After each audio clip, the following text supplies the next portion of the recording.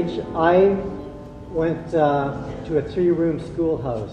And the greatest thing about this school was we had an outdoor hockey rink right on our property, which also acted as a community hockey rink. And we were allowed to play hockey every lunch hour. And I remember sitting in class and you'd watch it snow and we'd all be figuring out how much time it would take to shovel the ice clear before we could get our game started.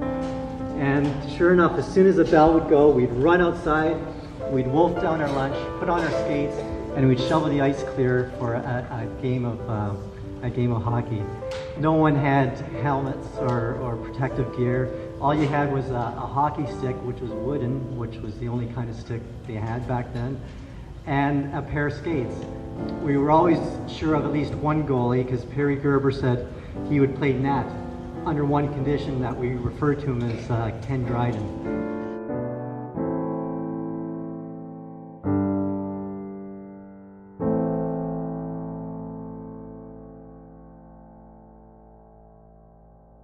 Students at an East End Ottawa school are drawing some lessons in culture from the game of hockey.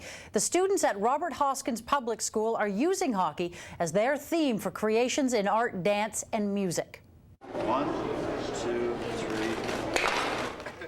The project is called Art and the Joy of Hockey, and legendary goalie Ken Dryden was at the school today to help launch it. The students were thrilled to meet a real hockey hero. I'm very happy to be here and as part of an occasion like this, and to look out and see all of the Montreal Canadiens jerseys, all of the Toronto Maple Leafs jerseys, and it's too bad there aren't more Senators jerseys. We moved into a new house, and what our dad did, and it's something that nobody does, he decided that for our backyard at our new house, he was going to pave our backyard so that in fact we had a place to play ball hockey.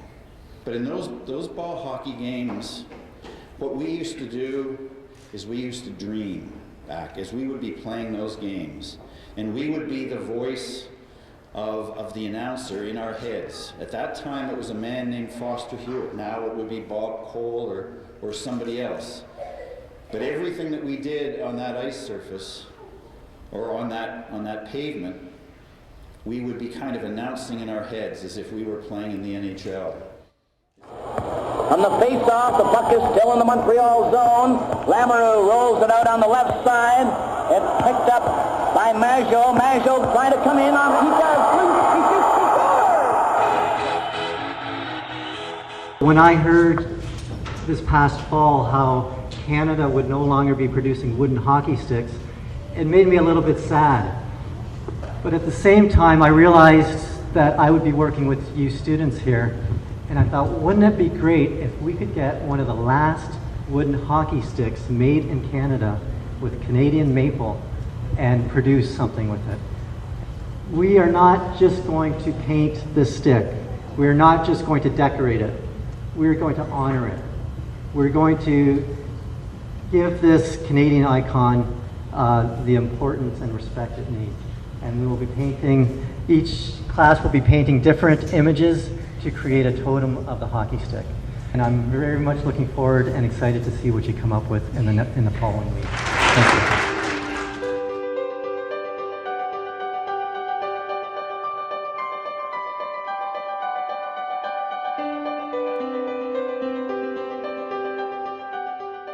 In school, I couldn't draw at all. I was a terrible drawer. The only thing I would draw was goalies. I loved to draw goalies, but I couldn't draw anything else. I couldn't sing. I love to sing, but I'm not a good singer. Can't play any musical instrument. I'm even worse as a dancer. And I used to think that all of that was just somehow different from me. That sports was one thing, all of those arts were another, one thing I could do, the other thing I couldn't do, and that I had no imagination at all because I couldn't draw, because I couldn't write, because I couldn't dance, because I couldn't play a musical instrument. And it wasn't until many years later that I realized that where I did all of my imagining where I did all of my fantasizing was in play. Was playing in those backyard games, imagining that I was all of those other people, doing tricks with my hands and a stick and trying to do something that I had never been able to do the day before, and trying to be able to do it. The wonderful thing about hockey and about music and dance and writing is that in each case, you get it wrong almost all the time. In hockey, you go up the ice, you try to get to the net, you get stopped almost all the time. You have to start again. You have to imagine a new way. That's the same for all of us. When we try to play a musical instrument or we try to dance, we don't quite get it right, but we get a chance to try again and to try again until finally we get it better and better.